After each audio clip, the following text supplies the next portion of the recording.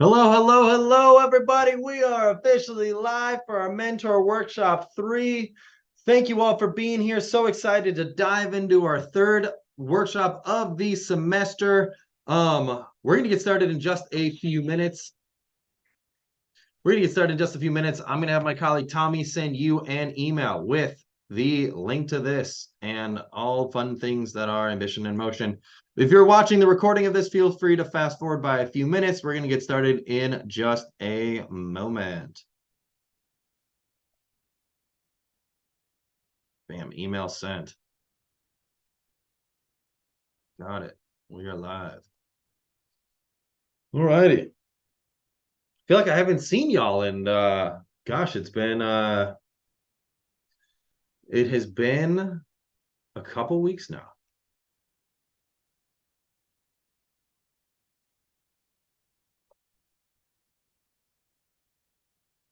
So if y'all are here, introduce yourselves in the chat. Please introduce yourselves in the chat.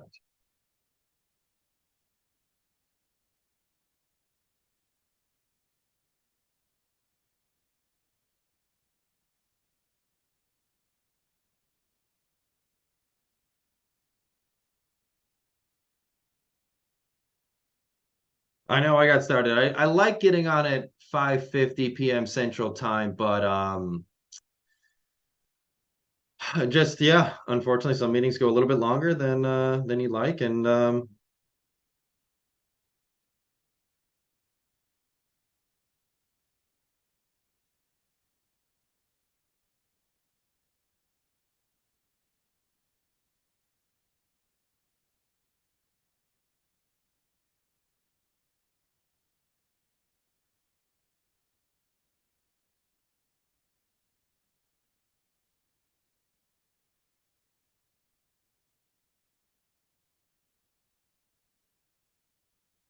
alrighty, y'all, we're about to dive in. So my, funny story. Um, my best friend used to work for DoorDash, and we always thought it would have been a great marketing campaign because they can, you know how DiGiorno's, the frozen pizza company, their advertising slogan is it's not delivery, it's DiGiorno. But technically, there was a time, and I don't know if DoorDash can still do it, but DoorDash, I believe, can deliver DiGiorno pizzas, which I just thought was the funniest thing. So it's delivery and DiGiorno. I thought, I don't know, I just thought that was hilarious and something funny to share. Well, everybody, it is officially 6 o'clock here Central Time. I'm going to give maybe like 1 or 2 more minutes before we get started because I know I personally got here late and we only got a couple people in the live chat right now. Where are my notes? There it is. So I know I got here a little bit late, so I recognize I want to give y'all a couple minutes to get here too. I know there was a slight delay in me getting started today, and I'll wait till two after. I'll wait till two after before I get started. Just because I recognize I got started late. And if y'all are here live, you don't want to miss anything. So we're going to get started at 6:02 Central Time, 7:02 on the East Coast, 4:02 on the West Coast, and 5:02 in Mountain Time. In Mountain Land.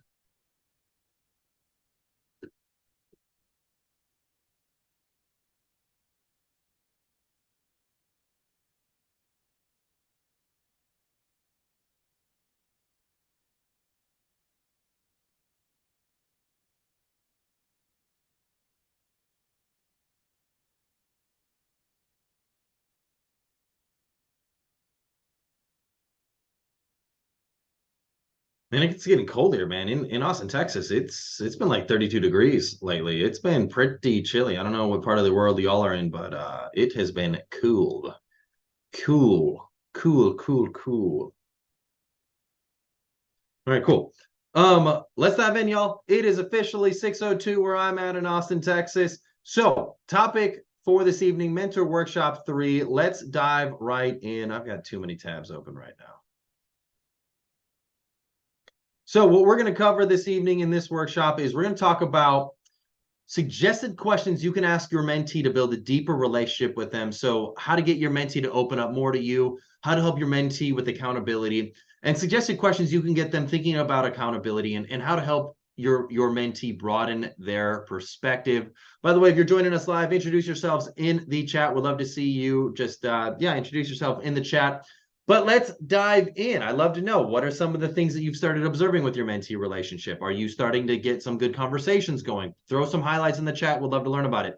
But 3 keys to successful mentorship and being a successful mentor in general: strategy, story, state. When I say state, I mean physically. How are you? Where's your physical state at? Are you, coming home mad, sad, dejected, angry? Are you on a emotional roller coaster at work or otherwise? What is going on with you?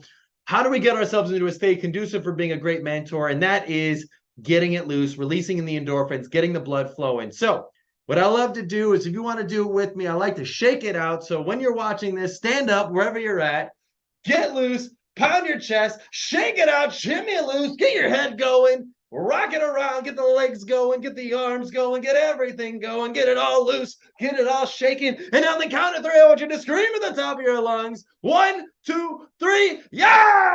Let it out, let it loose, let it go. Oh, it just gets me going. I don't know. Something about that gets my blood flowing. It gets my body moving. It gets my endorphins going, and that gets me into a state conducive for being a good mentor. Because people can pick up on your vocal intonation. People can pick up on your body language. People can pick up on these things. And if you come in a state conducive for being energetic and excited and hyped up, your mentee is going to pick up that energy too. It's going to be infectious in a good way. And that's huge for being successful as a mentor. Second key, story. What is the story you tell yourself for why you will or will not be successful as a mentor? If you tell yourself, I can't be that great, or my mentee's older than me, or I don't have that many experiences, or I can't make all the introductions in the world, you're only going to manifest whatever you tell yourself. But if you come into this mentor relationship thinking, I'm going to ask great questions, I'm going to be genuinely curious, I'm going to be a helpful Sherpa as my student works towards the outcomes that they're hoping to achieve. If you come in with that mentality, you're much more likely to achieve success as a mentor. And then lastly, what is the strategy that you are deploying to be a mentor? So are you trying to come up with new ideas? Are you trying to help them with introductions? Are you trying to help them with mock interviews, or just role playing, or just brainstorming, thinking about new ways that they can get their foot in the door for opportunities? That's the strategy part. And it's so critical that we think about that and help them think about new ways to be successful. So anyways, those are the 3 keys to being successful as a mentor. So how to build a deeper relationship with your mentee. So ask questions like, tell me your story starting with kindergarten. This may seem like a lot of detail, but it gives you a lens into their personal goals and drives. And then ask questions like, what is your dream career and how do you plan on getting there? And then ask the question, where do you see yourself in 5 years? Those are great. That's a great 3-way question, 3-part question to really get an idea as to what your mentee is all about. And then ask them to tell you a story about a time that they really wanted something and they ended up realizing that they didn't really want that much, but actually wanted something else. Regardless of whether or not they got it, what did they learn from that situation? So, for example, I've heard stories of, like, growing up, I always wanted a dirt bike. I always wanted to ride a dirt bike. When my parents said, you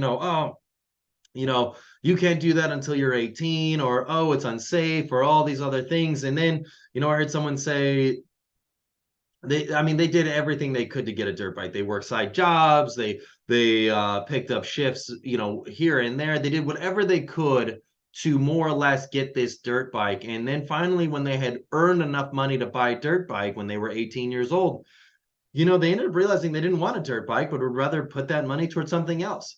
And and by the way, it doesn't have to be a dirt bike. I like asking the story of, what is something that you really wanted, and then realizing that you didn't really want it that much anymore, and ended up wanting something else. Some people, I think we build up salaries. I think we build up cars. I think we build up lifestyles. I think we build up significant partners and others. And we put whatever that thing is on a pedestal, and once we get it, we realize that there are other things that we want as well. Maybe things beyond that. And when it comes to being a mentor for a mentee, it's really great. It's really critical that we have these conversations with our mentee, because if we build it up too much, it is easy for it to not actually fulfill the things we built up in our mind.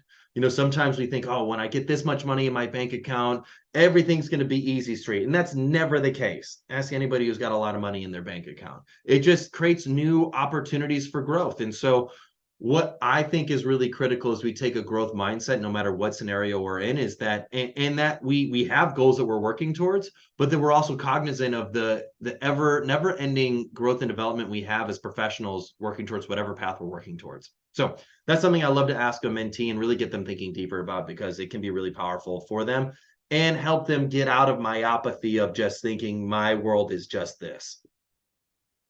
And ideally, you can share a story with them about something similar too. Maybe that you really wanted, but ended up realizing that you actually didn't want it later on. The point is that these questions can get your mentee to open up and get out of their facade that everything has to be perfect. I think sometimes we think we need to be perfectionists. I think especially young people think they need to be perfect, and ultimately nothing is perfect. Nobody's perfect.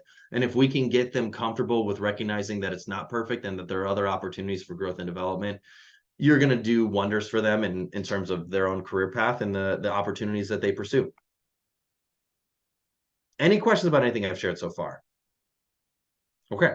So next part is how to help your mentee with accountability. I've got 5 core questions that I like to ask with how to help a mentee with accountability. 1, when have you persisted and had it paid off for you? I love asking this question because this helps your mentee realize that hard work and persisting through things can actually pay off for them. 2, what specific actions do you need to take to meet your goal? Whatever goal it may be, doesn't really matter. What specific actions do you need to take to meet your goal? The reason why this is a great question to ask is because so often, sometimes as mentors, we want to jump into parental mode where we can say, you need to do this and you need to do that. And that's not what good mentors do. Good mentors, what do? They ask questions. So asking them what specific actions do you need to take to meet your goal makes it easier for you to hold them accountable, because then as opposed to saying like, what did I tell you needed to do at our last meeting? No, it's not about that. It's like, hey, what actions did you say you needed to do at the last meeting? Oh, did you do that? Okay, yes, fantastic. What do you need to do now? You didn't do it? Okay, how can we get you on track to doing those actions? 3, who can help you be accountable? So this is not just you. This goes beyond you. This is friends, family, people they trust. Who can help you be accountable? This is a good thing to ask, because then it gets them into more accountability partners in their lives.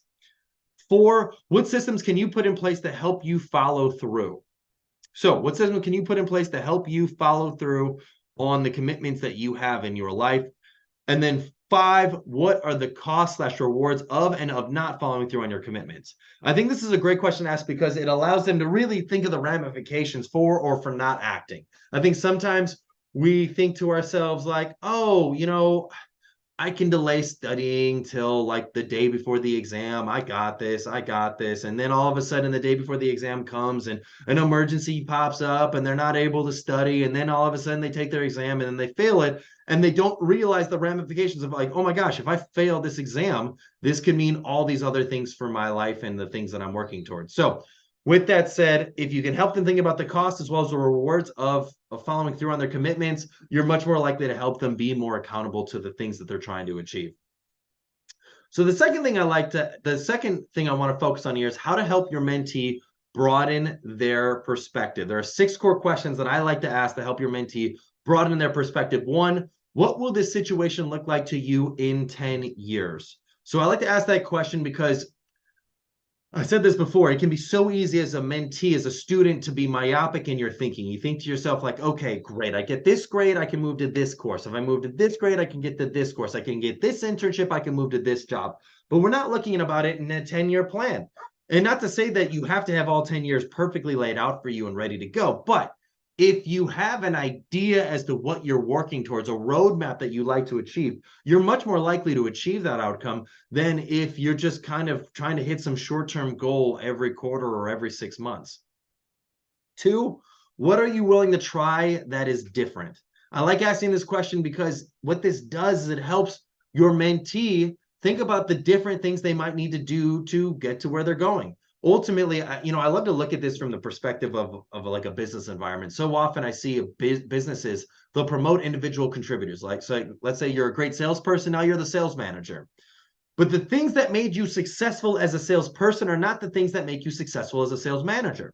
And that's going to be the same case for any person as they progress through their career. So when you ask your mentee this, what are you willing to try that is different? That's an indicator that they have to do something different to get to the place that they want to be in 10 years. That what has gotten you here will not necessarily get you there. 3, who do you respect and how might he or she approach the situation you are facing? I like asking this question because what this does is it helps them think about a paradigm of success. Who do they admire? Who do they think is real? And could I emulate to becoming successful myself? 4, what is your attitude about this situation? Is it helping you or hurting you?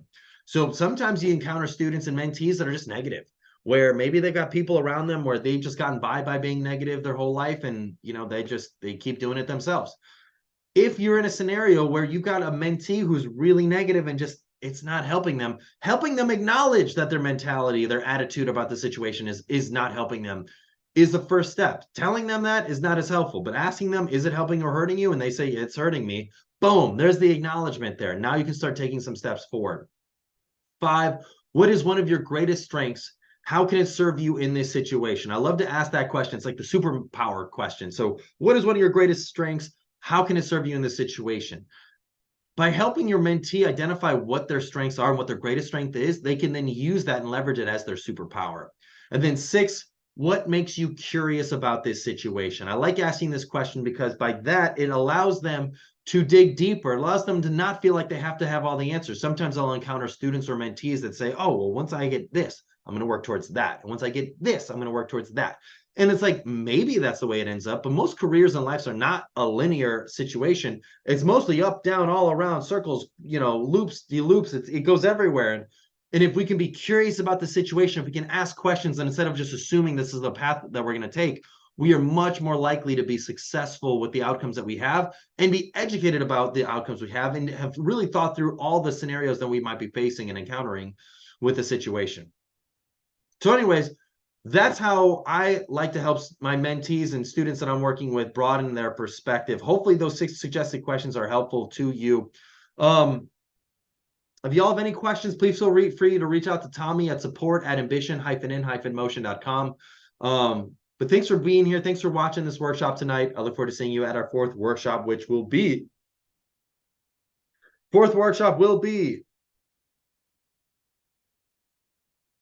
on Thursday, November 16th, the week before Thanksgiving.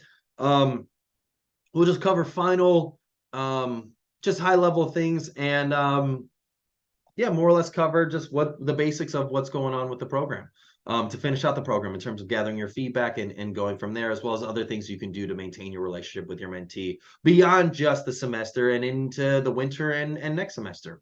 Well, anyways, thanks for being here. Thanks for watching this workshop. Have a wonderful rest of